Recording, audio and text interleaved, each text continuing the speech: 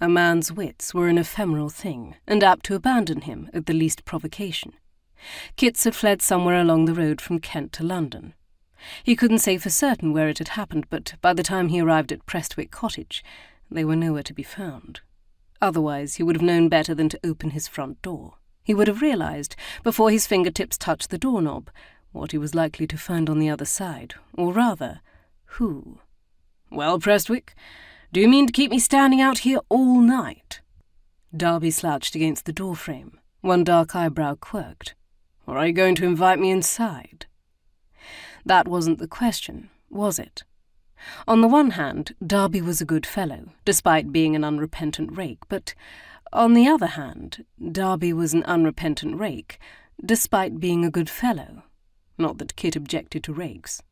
If a gentleman chose to haunt London's seamy underbelly, as he'd done himself for the better part of the last 6 years, he did so knowing he couldn't stir a step without stumbling over some grinning rogue or other.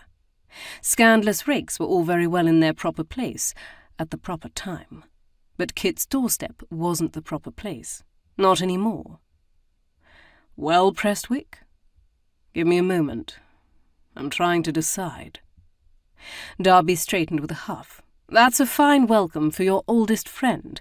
For God's sake, you can't mean to leave me out here. I'll catch my death in this cold. Let it be a lesson to you, Darby, not to turn up uninvited." Kit grumbled, but he was already waving Darby inside. "How did you find me?" "By the most ingenious method imaginable.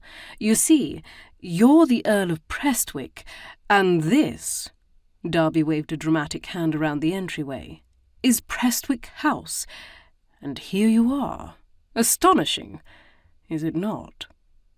The Earl of Prestwick. He should be accustomed to the title by now, but after a year it still hung awkwardly on him, like an ill-fitting tailcoat. "This isn't Prestwick House. It's the cottage." "So it is."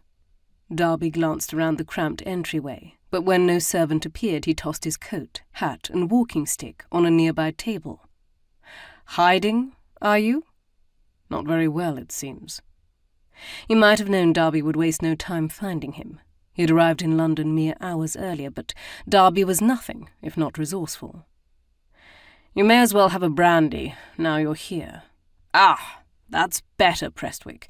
For a moment I was worried you'd turned into an utter savage after such a long time in the country." Darby followed him into the study and threw himself into a chair near the fire. "How was Kent? Dull as ever?" "Kent was quiet. Too quiet. London isn't." Darby accepted the glass of brandy Kit held out to him. "Just as well, too. I dare say you're dying for some amusement after a year of rusticating." Rusticating? Was that how the ton referred to mourning now? It was admittedly a distressing word, one that conjured up all sorts of unpleasantness, and the ton did prefer to avoid unpleasantness.